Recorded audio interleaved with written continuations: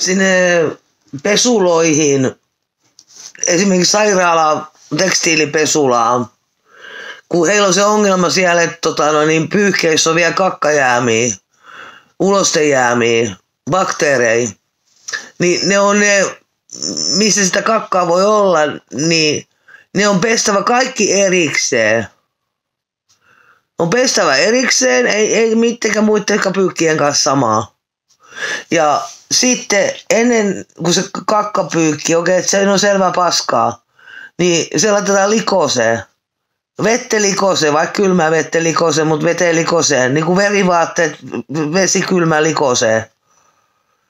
Ja sitten sen jälkeen ne menee pesu kaikista pisin ohjelma. Ja mahdollisesti 2 kertaa pisin ohjelma. Ja sitten sen jälkeen ei riitä mankeli. Ne täytyy silittää.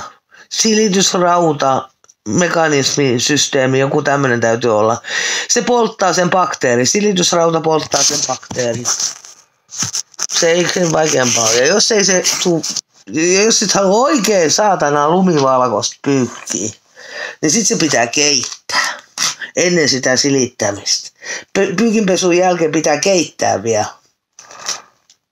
Ja sit silittää sit sen jälkeen, kun se on kuiva se pyykki. Niin jumalauta, ei kyllä paskabakteereita ole sen jälkeen. Mitään muutakaan bakteereita. Et kun vaan keskitytään, ettei säästetä siinä vetessä ja lämmössä, kun ruvetaan pyykkihuoltoa hoitaa. Nämä rättisulkaiset koskee armeijoja joka puolella, missä voi olla niitä paskajäämiä.